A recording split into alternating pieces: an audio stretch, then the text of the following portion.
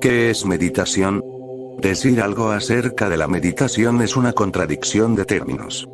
Es algo que puedes tener, que puedes ser, pero por su propia naturaleza, no puedes decir lo que es. Aún así, se han hecho esfuerzos para explicarlo de alguna manera. Con que surja de ellos una comprensión fragmentada, parcial, es más de lo que uno puede esperar. Porque incluso esa comprensión parcial de la meditación puede convertirse en una semilla. Depende mucho de cómo escuches.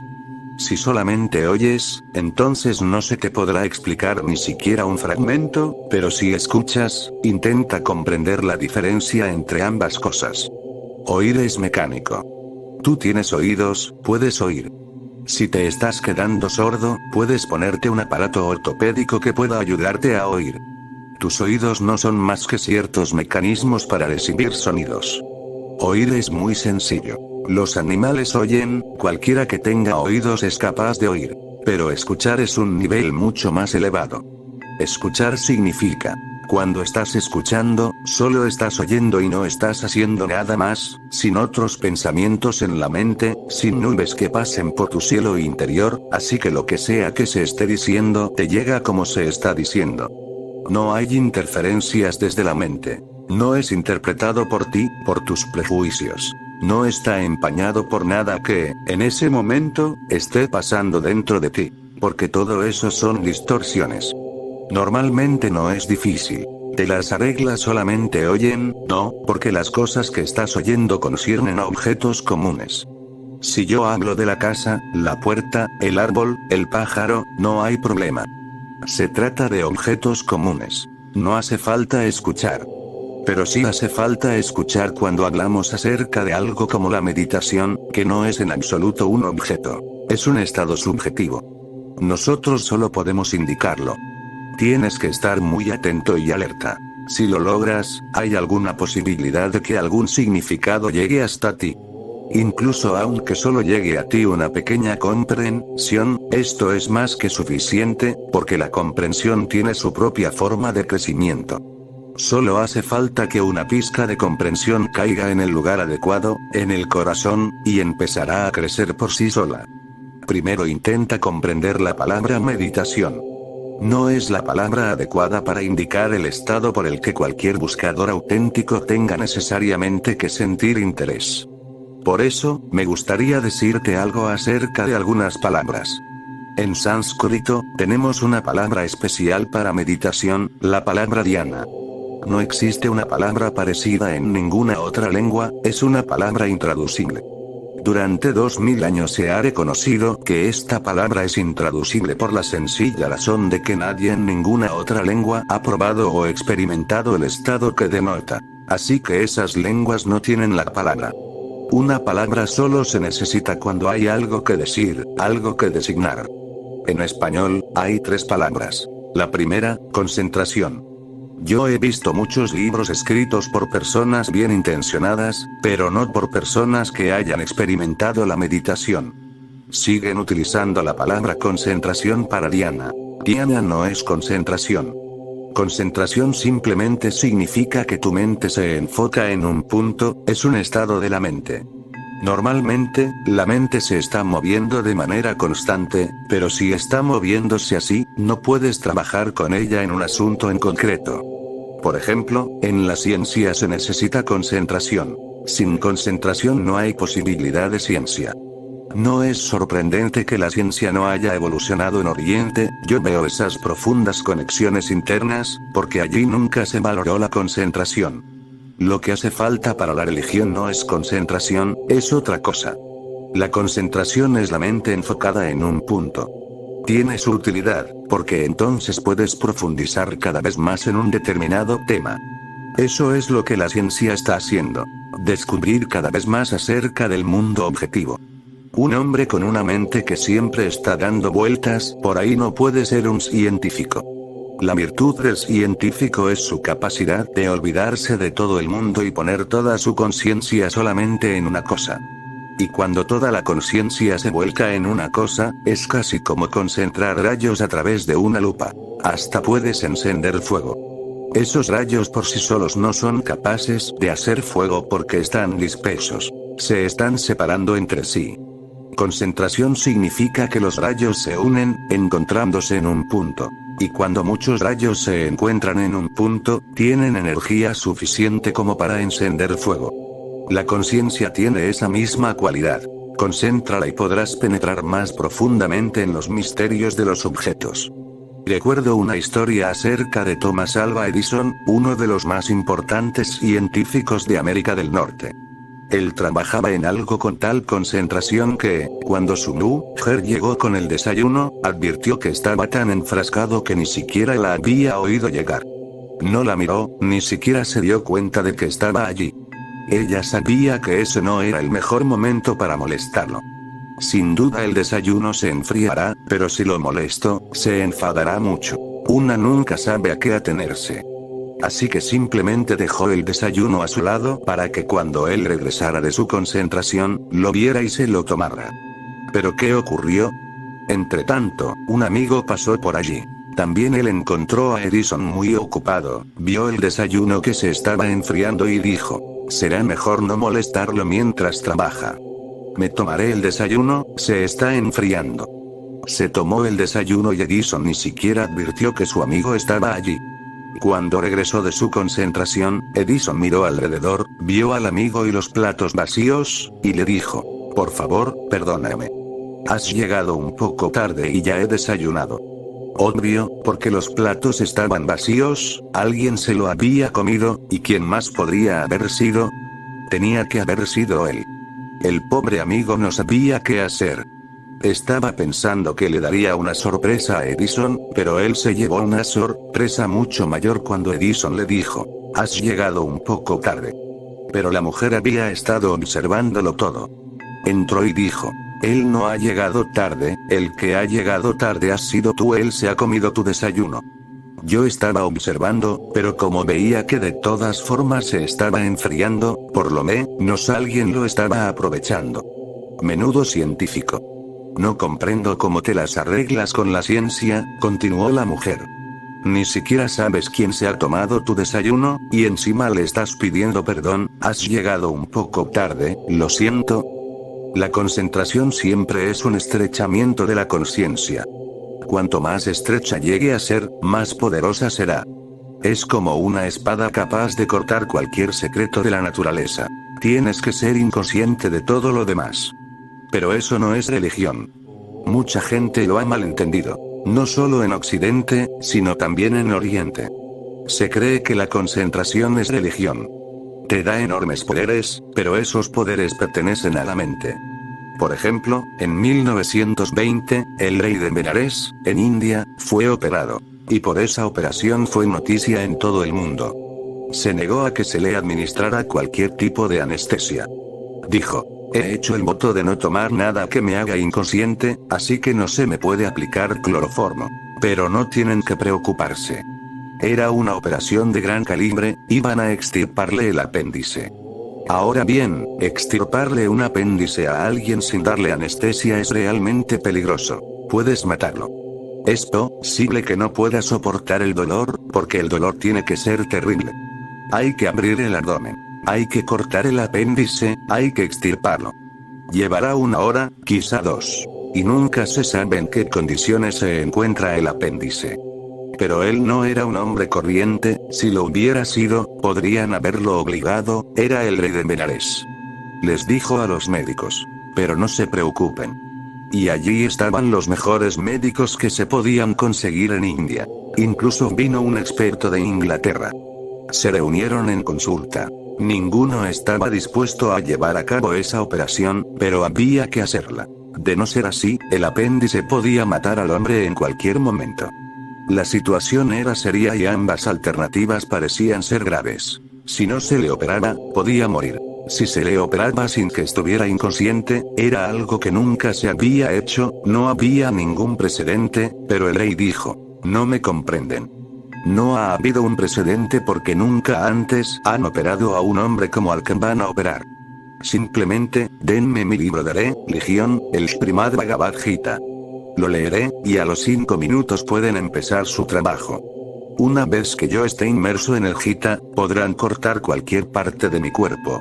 Yo ni siquiera me daré cuenta. Así que no hay ni que hablar del dolor. Dado que insistía, y como de todos modos sin la operación iba a morir, no se perdía nada intentándolo. Puede que tuviera razón. Él era muy famoso por sus prácticas religiosas. Así que se procedió. Leyó el Gita durante 5 minutos y luego cerró los ojos. El Gita cayó de sus manos, y llevaron a cabo la operación. Les llevó 1 hora y media. Era un caso bastante grave. Unas cuantas horas más y el apéndice podría haber estallado y haberlo matado. Le quitaron el apéndice, y el hombre estuvo plenamente consciente, en silencio, sin siquiera pestañear. Se hallaba en otro lugar. Esa fue la práctica de toda su vida. Simplemente leía durante 5 minutos, y ya estaba en la senda. Conocía el Gita de memoria, podía recitarlo sin el libro. Una vez que empezaba a meterse en el Gita, realmente se metía en él, su mente estaba allí. Dejaba su cuerpo por completo. La operación fue noticia en todo el mundo. Fue una operación poco común. Pero se cometió el mismo error. En todos los periódicos se decía que el rey de Benares era un gran hombre de meditación. Era un hombre de gran concentración, no de gran meditación. Él mismo se hallaba en la misma confusión, también él pensaba que había alcanzado el estado de meditación. No se trataba de eso. Es simplemente que tu mente está tan enfocada en una cosa que todo lo demás se sale de foco y no eres consciente de ello. No es un estado de presencia consciente, es un estado de conciencia que se estrecha. Se estrecha tanto que se concentra en un punto y todo lo demás queda fuera de ella. Así que antes de que te explique qué es la meditación, tienes que entender lo que no es. Primero, no es concentración. Segundo, no es contemplación. La concentración es sobre un punto. La contemplación tiene un campo más amplio. Estás haciendo contemplación de la belleza, hay miles de cosas bellas. Puedes ir pasando de una cosa hermosa a otra. Tienes muchas experiencias de belleza. Puedes ir de una experiencia a otra. Te has limitado al asunto en cuestión. La contemplación es una concentración más amplia, no se estrecha en un punto, pero está confinada a un tema. Puedes moverte, pero dentro de ese tema. La ciencia utiliza como método la concentración. La filosofía utiliza como método la contemplación. En la contemplación, también estás olvidando todo, excepto el tema tratado. El tema es mayor y tienes más espacio para moverte. En la concentración no hay espacio donde moverse. Puedes profundizar cada vez más, estrechar más y más, puedes afinar más y más, pero no tienes espacio para moverte. Por eso, los científicos son personas con la mente muy estrecha. Te sorprenderá que diga esto. Se suele pensar que los científicos son personas con mentes muy abiertas. No es el caso. En lo concerniente a su objetivo, tienen la mente absolutamente abierta. Están dispuestos a escuchar cualquier teoría contraria a las suyas, y además con absoluta imparcialidad. Pero excepto en ese tema en particular, tienen más prejuicios, son más intolerantes que el hombre corriente, común, por la sencilla razón de que nunca se han preocupado por ninguna otra cosa. Simplemente, han aceptado todas las creencias de la sociedad. Mucha gente religiosa presume de ello. Fíjate, se trata de un gran científico, ha recibido un premio Nobel, y esto y aquello, y viene a la iglesia todos los días. Se olvidan por completo de que el que viene a la iglesia no es el científico ganador del premio Nobel. Y de que ese hombre, excepto por su lado científico, es mucho más crédulo que nadie. Porque todo el mundo está abierto, disponible, piensa acerca de las cosas, compara qué religión es buena. Algunas veces también lee acerca de otras religiones, y tiene sentido común, algo de lo que los científicos carecen. Para ser científico tienes que sacrificar unas cuantas cosas. Por ejemplo, el sentido común. El sentido común es una cualidad común de la gente corriente. Un científico no es una persona común. Tiene un sentido no común. Con el sentido común, no puedes descubrir la teoría de la relatividad o la ley de la gravedad. Con el sentido común, puedes hacer todo lo demás. Por ejemplo, Albert Einstein manejaba cifras tan astronómicas que una sola cifra podía ocupar toda una página, con cientos de ceros. pero se sumergía tanto en esas cifras, lo cual no es común, que se olvidaba de las cosas pequeñas. Un día subió a un autobús y le dio el dinero al conductor.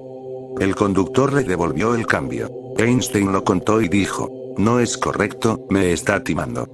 Devuélvame el cambio que corresponde. El conductor volvió a contar el cambio y le dijo: señor, parece que no sabe contar. Einstein recuerda: cuando me dijo: señor, no sabe contar, simplemente cogí el cambio.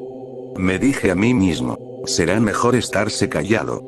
Si alguien oyera que no sé contar, y más viniendo de un conductor de autobús. ¿Qué he estado haciendo durante toda mi vida? Números y números, no sueño con otra cosa. No aparecen mujeres, no aparecen hombres, solo números. Pienso en números, sueño con números, y este idiota me dice que no sé contar. Cuando regresó a su casa, le dijo a su mujer: cuenta este cambio. ¿Es correcto? Ella lo contó y dijo: el cambio es correcto. Entonces, él exclamó: Dios mío. Eso quiere decir que el conductor tenía razón. Quizá no sepa contar. Quizá solo pueda operar con cifras inmensas. Las cifras pequeñas han desaparecido de mi mente por completo. Un científico perderá inevitablemente su sentido común. Lo mismo le sucede al filósofo. La contemplación es más amplia, pero aún está sujeta a un determinado tema. Por ejemplo, una noche Sócrates estaba pensando en algo, uno nunca podrá saber en qué, al lado de un árbol, y se sumergió tanto en su contemplación que no se dio cuenta en absoluto de que estaba nevando. Y lo encontraron por la mañana casi congelado. La nieve le llegaba a las rodillas, y estaba ahí de pie con los ojos cerrados. Estaba casi al borde de la muerte. Incluso su sangre debía estar empezando a congelarse. Lo trajeron a casa. Le dieron un masaje, le dieron alcohol, y de algún modo recuperó los sentidos. Le preguntaron: ¿qué estabas haciendo ahí, de pie al aire libre? No tenía idea de si estaba de pie o sentado, o de dónde estaba, contestó. El tema era tan absorbente que me fui con él por completo. No sé cuándo empezó a nevar o cómo se pasó toda la noche. Me habría muerto, pero no habría recuperado mis sentidos, porque el tema era demasiado absorbente. Todavía no había acabado. Era toda una teoría, y me han despertado a la mitad de su desarrollo. Ahora no sé si seré capaz de recuperarla. Es como cuando estás durmiendo y alguien te despierta. ¿Crees que puedes recuperar de nuevo el mismo sueño simplemente cerrando los ojos e intentando dormir? Es muy difícil volver a entrar en el mismo sueño. La contemplación es una especie de sueño lógico. Es una cosa muy rara. Pero la filosofía depende de la contemplación. La filosofía puede utilizar la concentración para fines específicos, como ayuda a la contemplación. Si algunos pequeños fragmentos del tema necesitan más esfuerzo concentrado, entonces se puede utilizar la concentración, no hay problema. La filosofía es básicamente contemplación, pero de vez en cuando puede utilizar la concentración como herramienta, como instrumento. Pero la religiosidad no puede utilizar la concentración. La religiosidad tampoco puede utilizar la contemplación porque no tiene que ver con ningún objeto. No importa que el objeto esté en el mundo exterior o esté en tu mente, un pensamiento, una teoría, una filosofía, es un objeto. El objeto del interés religioso es el que se concentra, el que contempla. ¿Quién es ese objeto? Ahora bien, no puedes concentrarte en él. ¿Quién se concentrará en él? Tú eres él. No puedes contemplarlo porque ¿quién va a contemplar? No puedes dividirte a ti mismo en dos partes y poner una parte enfrente de tu mente, y que la otra parte empiece a contemplarla. No hay posibilidad de dividir tu conciencia en dos partes. Y aunque existiera alguna posibilidad, que no hay ninguna, pero aunque solo para seguir el razonamiento yo admitiera que hay alguna posibilidad de dividir la conciencia en dos, entonces el que contempla al otro eres tú, pero el otro no eres tú. Tú nunca eres el otro. En otras palabras, tú nunca eres el objeto. Tú eres irremediablemente el sujeto. Entonces, no hay manera de convertirte en un objeto. Es como un espejo. El espejo puede reflejarte, el espejo puede reflejar todas las cosas del mundo, pero ¿puedes hacer que el espejo se refleje a sí mismo? No puedes poner ese espejo enfrente de sí mismo. Cuando lo hayas puesto enfrente de sí mismo, ya no estará allí. El espejo no puede reflejarse a sí mismo. La conciencia es exactamente un espejo. Puedes utilizarla como concentración para algún objeto. Puedes utilizarla como contemplación para algún tema.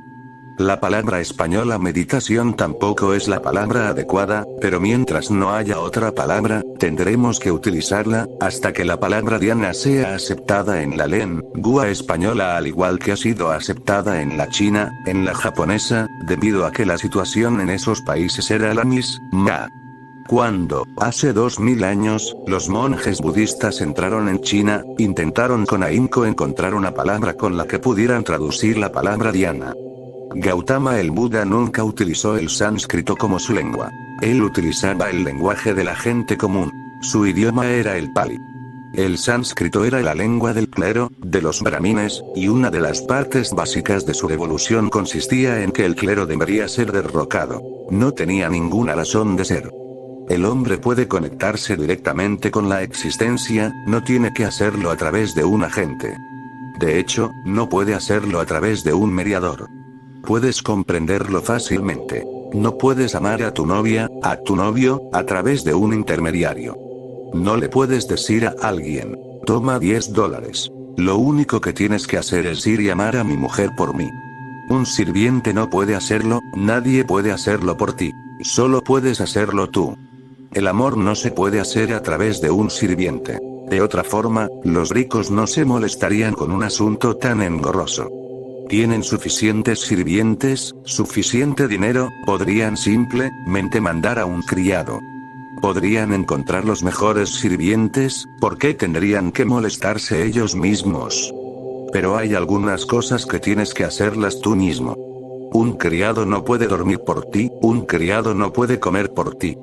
¿Cómo va un sacerdote, que no es otra cosa que un criado, a mediar entre tú y la existencia, o Dios, o la naturaleza, o la verdad? El Papa incluso ha dicho que intentar tener un contacto directo con Dios se considera un pecado. Tienes que contactar con Dios a través de un sacerdote católico iniciado apropiadamente. Todo debe ir por los canales apropiados. Hay una determinada jerarquía, cierta burocracia. No puedes saltarte al obispo, al papa, al sacerdote. Si te lo saltas, entonces estarás entrando directamente en la casa de Dios. Eso no está permitido, es un pecado. Realmente me sorprendió que este papa polaco tuviera la cara de decir que esto es un pecado, que el hombre no tiene el derecho de nacimiento a conectar con la propia existencia o verdad. También para eso necesita la agencia apropiada. ¿Y quién tiene que decidir cuál es la agencia apropiada? Hay 300 religiones y todas tienen su burocracia, sus canales apropiados. Y todas dicen que las otras 299 son falsas. Pero el clero solo puede existir si se hace a sí mismo absolutamente necesario. Es absolutamente innecesario, pero tiene que imponerse sobre ti como algo inevitable. Cuando recibí el mensaje de que cualquier esfuerzo por hacer un contacto directo con Dios es pecado, me pregunté qué habría estado haciendo Moisés. Fue un contacto directo. No hubo mediador, no había nadie presente. No hubo ningún testigo ocular de que Moisés se encontrara con Dios en el arbusto en llamas. Según el Papa polaco, estaba cometiendo un gran pecado. ¿Quién era el agente de Jesús? Le habría hecho falta una agencia. También él estaba intentando contactar con Dios directamente, rezando. Y no le pagaba a otro para que rezara por él, rezaba él mismo. No era obispo, ni cardenal, ni papa. Tampoco Moisés era obispo, ni cardenal, ni papa. Según el Papa polaco, ellos eran pecadores. La verdad es que investigar en la existencia, en la vida, en todo esto, es un derecho de nacimiento.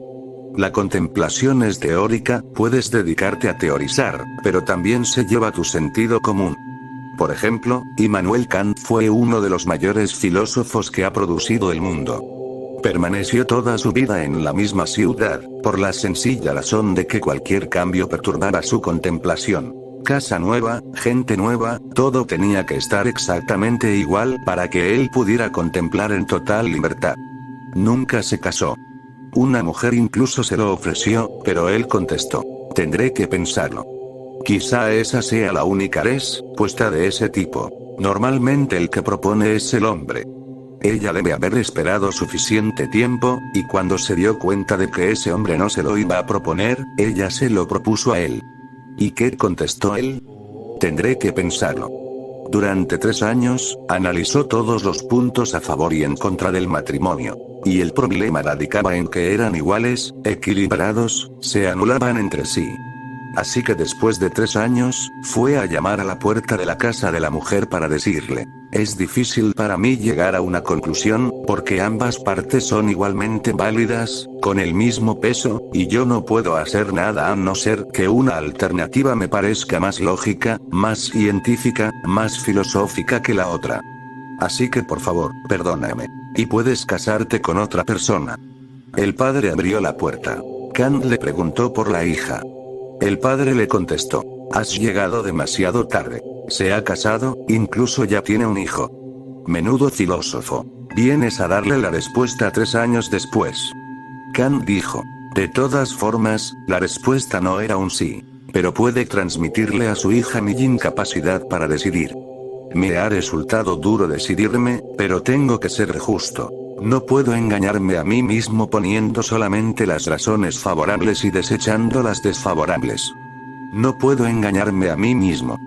Pues bien, este hombre solía ir a enseñar a la universidad todos los días exactamente a la misma hora. La gente solía poner sus relojes en hora al verlo pasar.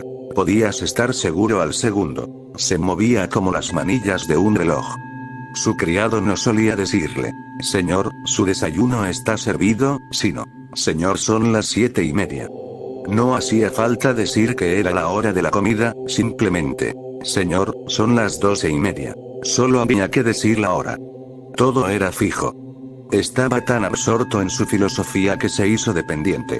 Casi un sirviente de su propio sirviente, porque el sirviente podía amenazarlo en cualquier momento, diciendo: me marcho. Y el sirviente sabía que Kant no podía permitirse dejarle ir. Durante unos días, ocurrió que al amenazarlo, Kant dijo: sí, te puedes marchar. ¿Te crees que eres demasiado importante? ¿Crees que no puedo vivir sin ti, que no puedo encontrar otro sirviente? El sirviente le contestó: inténtelo. Pero con el otro sirviente la cosa no funcionó, porque no tenía idea de que había que anunciar la hora. Él decía: señor, la comida está lista. Y eso era suficiente para molestar a Kant. Lo tenían que despertar por la mañana temprano, a las 5 en punto, y las instrucciones para el sirviente eran: aunque te pegue, te chille, y te diga: piérdete, quiero dormir. No tienes que marcharte. Si tienes que pegarme, pégame, pero sácame de la cama. Las 5 significa las 5. Si me retraso al levantarme, tú serás responsable. Tienes absoluta libertad para hacer lo que quieras. Y yo no puedo decir nada, porque algunas veces hace mucho frío y tengo mucho sueño, pero solo es algo momentáneo. Tú no tienes que preocuparte por ello. Tienes que seguir el reloj y mis órdenes, y en ese momento en que estoy dormido, no tienes que hacer caso de nada de lo que diga. Puede que diga: vete. Ya me levanto. No tienes que irte, tienes que sacarme de la cama a las 5 en punto. A menudo solían pelear, y el sirviente solía pegarle y obligarlo a salir de la cama. Pues bien, un nuevo criado no podía hacer eso, pegar al señor. E incluso la propia orden parecía absurda. Si quiere dormir, duerma. Si quiere levantarse, levántese.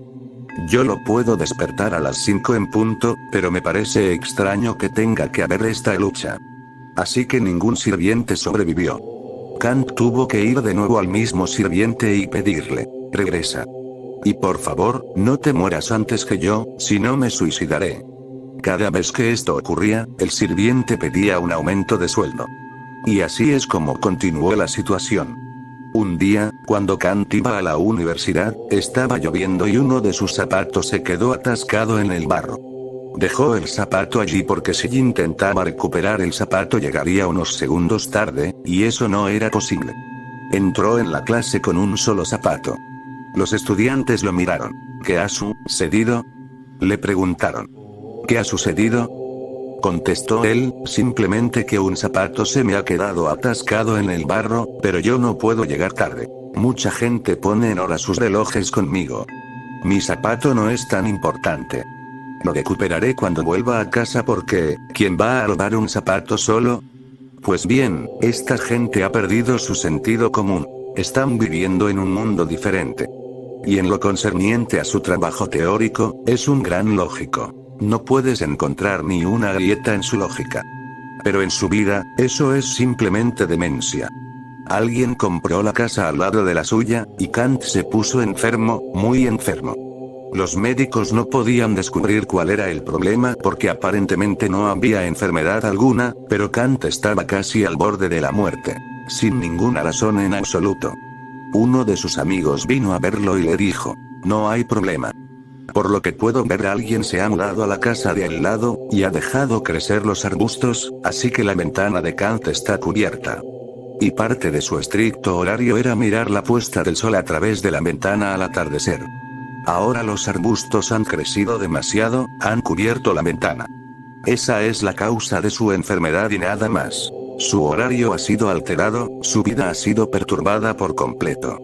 Kant se levantó y dijo, también yo pensaba que algo estaba mal. ¿Por qué estoy enfermo? Porque los médicos dicen que no hay enfermedad, y sin embargo yo estoy al borde de la muerte. Tienes razón, son esos arbustos. Desde que han crecido esos arbustos, no he visto la puesta del sol. Y he estado echando algo de menos, pero no sabía qué era. Hablaron con los vecinos, y no pusieron pegas. Si un filósofo tan ilustre se va a morir simplemente por unos arbustos, cortaron los arbustos y al día siguiente, Kant estaba completamente recuperado. Su horario había sido perturbado. Si era perfecto, entonces él estaba completamente libre para contemplar. Él quería que la vida fuera casi como un robot para que su mente estuviera completamente libre de los asuntos ordinarios, mundanos. Pero la religiosidad no es contemplación. No es concentración. Es meditación. Pero la meditación tiene que ser entendida con el significado de la palabra dhyana, porque la palabra española meditación también da una noción errónea. Primero, intenta entender lo que quiere decir en el propio idioma español, porque cuando dices meditación, te pueden preguntar, ¿sobre qué? ¿Sobre qué estás meditando? Tiene que haber un objeto. La propia palabra hace referencia a un objeto, estoy meditando acerca de la belleza, acerca de la verdad, acerca de Dios. Pero no puedes decir simplemente, estoy meditando. La frase está incompleta en español. Tienes que decir sobre qué. ¿Sobre qué estás meditando? Y ese es el problema. Dhyana significa yo estoy en meditación. Ni siquiera meditando. Si te acercas aún más, entonces yo soy meditación. Ese es el significado de dhyana. Así que cuando en China no pudieron encontrar ninguna palabra, tomaron prestada la palabra budista jhana. Buda utilizaba jhana, es una transformación en pali de dhyana.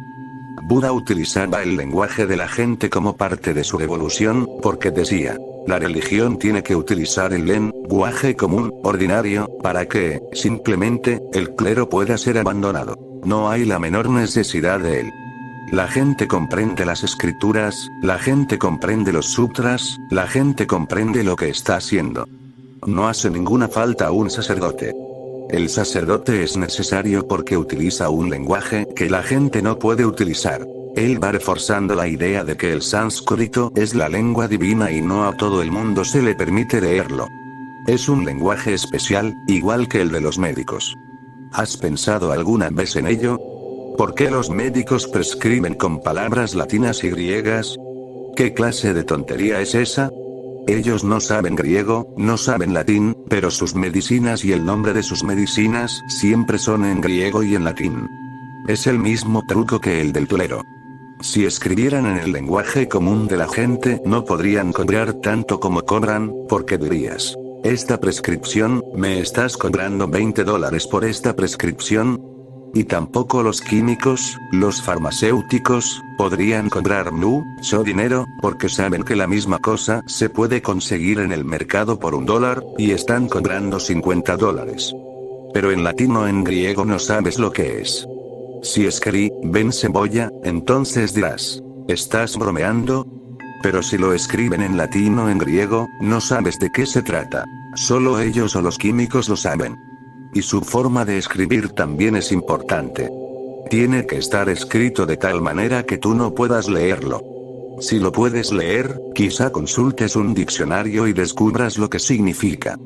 Tiene que estar lo bastante ilegible como para que no puedas descifrar de qué se trata. Buda se revolvió contra el sánscrito y utilizó el pali. En pali, Diana es Hana. Hana llegó a China y se convirtió en Chan. Ellos no tenían una palabra propia, así que adoptaron la palabra Hana. Pero en cada lengua, la pronunciación cambia irremediablemente. Se convirtió en Chan. Cuando llegó a Japón, se convirtió en Sen. Pero es la misma palabra, Diana. Y estamos utilizando la palabra meditación en el sentido de Diana, así que no es algo sobre lo que meditas. En español, es algo situado entre la concentración y la contemplación. La concentración se reduce a un punto. La contemplación tiene un área amplia, y la meditación es un fragmento de esa área. Cuando estás contemplando un determinado asunto, hay unas cuantas cosas que necesitan más atención. Entonces meditas. Eso es lo que significa meditación en español. Concentración y contemplación son los dos polos. La meditación está justo en el medio. Pero no estamos utilizando la palabra en ese sentido, le estamos dando un significado completamente nuevo. Te contaré una historia que a mí siempre me ha encantado, que explicará qué es meditación. 3 hombres salieron a dar un paseo matutino. Vieron a un monje budista en la colina, y como no tenían nada que hacer, empezaron a discutir acerca de lo que el hombre estaba haciendo. Uno dijo, por lo que puedo ver desde aquí, está esperando a alguien. Quizá un amigo se ha quedado atrás y está esperándolo. El segundo dijo, mirándolo, no puedo estar de acuerdo contigo, porque cuando alguien está esperando a un amigo que se ha quedado atrás, de vez en cuando mira atrás para ver si llega o no, y cuánto tendrá que esperar. Pero este hombre nunca mira hacia atrás. Simplemente, está ahí de pie. No creo que esté esperando a nadie. Yo creo que estos monjes budistas tienen vacas. En India, los monjes budistas tienen una vaca para la leche del té de la mañana. De otra forma, tienes que mendigar una taza de té por la mañana temprano. El segundo hombre dijo, creo que su vaca se ha perdido en alguna parte. Tiene que haberse ido a pastar, y, simplemente, está buscando la vaca. El tercero dijo, no estoy de acuerdo, porque cuando alguien está buscando una vaca, no tiene que quedarse de pie como una estatua. Tienes que moverte por ahí, tienes que ir de un lado a otro. Él ni siquiera mueve la cara de un lado a otro. ¿Qué decir de su cara? Incluso sus ojos están medio cerrados. Se iban acercando al hombre, así que podían verlo más claramente. Entonces, el tercer hombre dijo, yo no creo que hayan acertado. Creo que están meditando. Pero ¿cómo vamos a saber quién está en lo cierto? Dijeron, no hay problema. Nos estamos acercando a él, podemos preguntarle. El primer hombre le preguntó al monje, ¿estás esperando a un amigo que se ha quedado atrás? El monje budista abrió los ojos y dijo, ¿esperando a alguien? Yo nunca espero nada. Esperar algo va en contra de mi religión. El hombre dijo, Dios mío. Olvídate de esperar algo. Simplemente dime, ¿estás esperando? Mi religión enseña que no puedes estar seguro ni siquiera del siguiente segundo, contestó. ¿Cómo podría esperar? ¿Dónde está el tiempo para esperar? No estoy esperando. El hombre dijo, olvídate de esperar a alguien o de simplemente esperar. No entiendo tu lenguaje. Simplemente dime, ¿has dejado a algún amigo atrás? Él contestó, de nuevo lo mismo. No tengo ningún amigo en el mundo, no tengo ningún enemigo en el mundo, porque ambos vienen juntos. No puedes tomar una cosa y dejar la otra. ¿No te das cuenta de que soy un monje budista? Yo no tengo ningún enemigo, no tengo ningún amigo. Y por favor, piérdete, no me molestes. El segundo hombre pensó, ahora hay una esperanza para mí. Dijo, ya se lo había dicho yo. Estás diciendo tonterías. Él no está esperando. Es un monje budista. No tiene amigos ni enemigos. Tienes razón. Yo creo que tu vaca se ha perdido. El monje dijo: tú eres incluso más estúpido que el primer hombre. ¿Mi vaca? Un monje budista no posee nada. ¿Y por qué debería estar buscando la vaca de otro? Yo no tengo ninguna vaca. El hombre parecía sentirse muy incómodo. ¿Qué hacer? El tercer hombre pensó: ahora, la única posibilidad que queda es lo que yo he dicho. Dijo: puedo ver que estás meditando. El monje dijo: tonterías. La meditación no es una actividad. Uno no medita, uno es meditación. Para deciros la verdad, y no os sintáis confusos, simplemente estoy haciendo nada. Aquí de pie, sin hacer nada. ¿Hay alguna objeción? Ellos contestaron: no, no hay ninguna objeción. Es solo que para nosotros no tiene sentido. Aquí de pie, sin hacer nada. Pero, dijo él, eso es la meditación. Sentarse y no hacer nada. Ni con tu cuerpo ni con tu mente. En cuanto empiezas a hacer algo, o bien entras en contemplación o en concentración, o entras en acción. Pero te alejas de tu centro. Cuando no estás haciendo nada en absoluto, corporalmente, mentalmente, o a cualquier otro nivel, cuando toda actividad ha cesado y tú simplemente eres, simplemente ser, eso es meditación. No puedes hacerla, no puedes practicarla. Tan solo tienes que comprenderla. Siempre que puedas encontrar tiempo para simplemente ser, deja todas las acciones. Pensar también es una acción, la concentración también es una acción, la contemplación también es una acción. Incluso si solo durante un momento no estás haciendo nada y estás en tu centro, completamente relajado. Eso es meditación. Y una vez que le has cogido el truco, puedes permanecer en ese estado todo el tiempo que quieras. Finalmente, puedes permanecer en ese estado las 24 horas del día. Una vez que te has dado cuenta de la forma en que tu ser puede permanecer sin ser perturbado, entonces, poco a poco, puedes empezar a hacer cosas, teniendo cuidado de que tu ser no se agite. Esa es la segunda parte de la meditación. Primero, aprender simplemente a ser, y luego aprenderlo en las pequeñas acciones. Limpiar el suelo, tomar una ducha, pero manteniéndote centrado. Más adelante, puedes hacer cosas complicadas. Por ejemplo, te estoy hablando a ti, pero mi meditación no es perturbada. Puedo seguir hablando, pero en mi verdadero centro no hay ni una onda. Es simplemente silencio, silencio total. Así que la meditación no está en contra de la acción. No es que tengas que huir de la vida. Simplemente, te enseña una nueva forma de vida. Te conviertes en el centro del ciclón. Tu vida sigue, en realidad, sigue más intensamente, con más gozo, más claridad, más visión, más creatividad, y a la vez estás distante, como un observador en las alturas, simplemente viendo que todo está sucediendo a tu alrededor. Tú no eres el hacedor, tú eres el observador. Ese es todo el secreto de la meditación, que te conviertes en el observador. La acción continúa, no hay problema. Cortar leña, sacar agua del pozo. Puedes hacer todo tipo de cosas pequeñas y grandes. Solo hay una cosa que no se permite, y esa es que pierdas tu centro. Esa conciencia, esa observación, debería permanecer absolutamente despejada, sin ser molestada. La meditación es un fenómeno muy simple. La concentración es muy complicada porque tienes que esforzarte, es agotadora. La contemplación es un poco mejor porque tienes un poco más de espacio para moverte.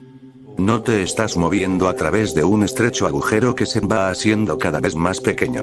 La concentración tiene una visión en forma de túnel. ¿Te has fijado en un túnel? Por un lado, desde donde estás mirando, es grande. Pero el túnel tiene 3 kilómetros de longitud, el otro extremo es simplemente un pequeño redondel de luz, nada más. Cuanto más largo sea el túnel, más pequeño será el otro extremo. Cuanto más grande es el científico, más largo es el túnel. Él se tiene que enfocar, y enfocarse implica siempre tensión. La concentración no es natural para la mente. La mente es un vagabundo. Disfruta moviéndose de una cosa a otra. Siempre está excitada por lo nuevo. En la concentración, la mente está casi encarcelada. En la Segunda Guerra Mundial, no sé por qué, empezaron a llamar a los lugares donde guardaban a los prisioneros campos de concentración. Tenían su propio significado. Traían prisioneros y los concentraban allí. Pero la concentración en realidad es traer todas las energías de tu mente y tu cuerpo y ponerlas en un agujero que se estrecha. Es agotador. La contemplación tiene más espacio para jugar, para moverse, pero todavía es un espacio limitado, no ilimitado. La meditación, para mí, tiene todo el espacio, toda la existencia a su disposición.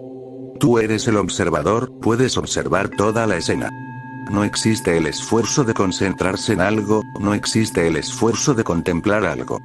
No estás haciendo ninguna de estas cosas, simplemente estás observando, siendo consciente. Es un truco. No es una ciencia, no es un arte, no es una habilidad. Es un truco. Así que solo tienes que seguir jugando con la idea. Sentado en tu cuarto de baño, simplemente juega con la idea de que no estás haciendo nada. Y un día te sorprenderás. Solo jugando con la idea, ha ocurrido. Porque es tu naturaleza. Exactamente en el momento adecuado, nunca se sabe cuándo es el momento adecuado, cuándo es la oportunidad adecuada, así que sigue jugando. Alguien le preguntó a Henry Ford, porque él había dicho, mi éxito no se debe nada más que a cazar la oportunidad adecuada en el momento adecuado. La gente o bien piensa en las posibilidades que hay en el futuro, que no puedes agarrar, o en las oportunidades que han pasado. Cuando se han ido y solo queda el polvo en el camino, se dan cuenta de que la oportunidad ha pasado. Alguien le preguntó, pero si no piensas en una oportunidad en el futuro y no piensas en una oportunidad que ha pasado, ¿cómo vas a agarrarla cuando llegue? Hay que estar preparado. Él contestó, ¿preparado? No. Simplemente tienes que estar saltando. Uno nunca sabe cuándo se puede presentar. Cuando aparezca, simplemente salta sobre ella.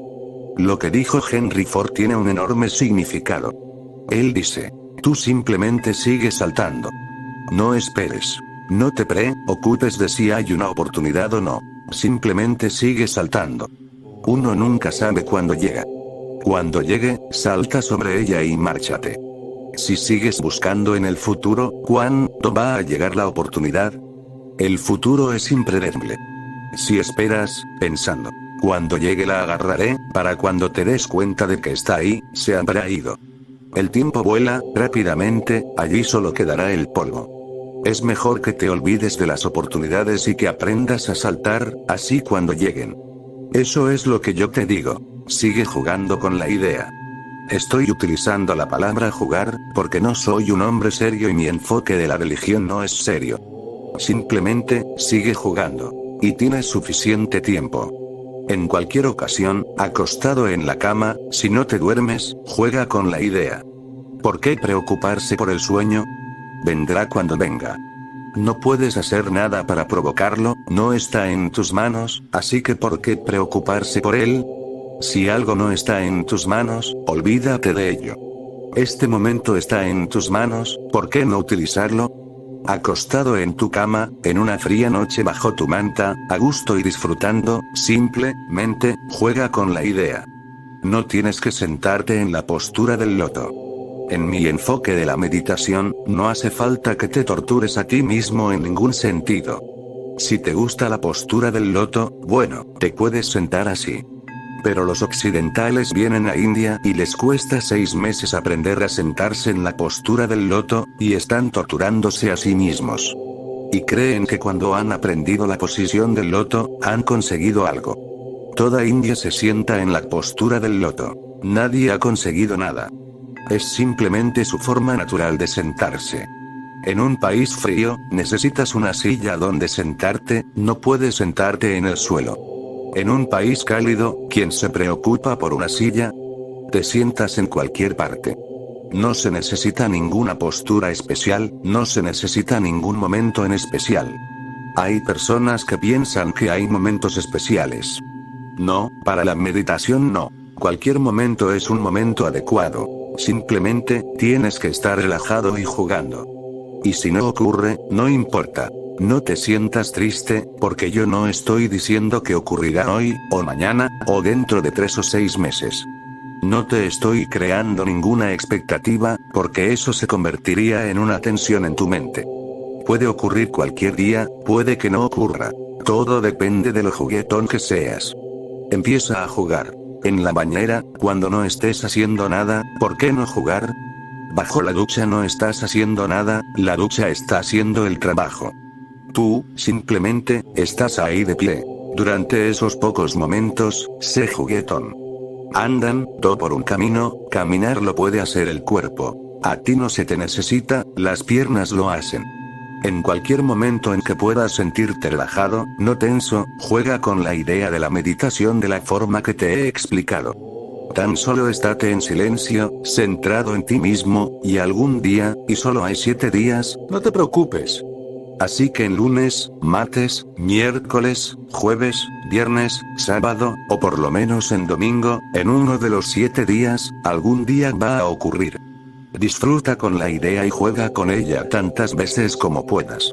Si no ocurre nada, yo no te estoy prometiendo nada, está perfectamente bien, has disfrutado. Has jugado con la idea, le has dado una oportunidad. Sigue dándole una oportunidad. Henry Ford dijo, sigue saltando y cuando llegue la oportunidad, salta sobre ella. Yo digo justo lo contrario. Sigue dándole una oportunidad a la meditación, y cuando llegue el momento adecuado y tú estés relajado y abierto, ella saltará sobre ti. Y una vez que la meditación salta sobre ti, nunca se va. No hay manera. Así que piénsatelo 2 veces antes de empezar a jugar.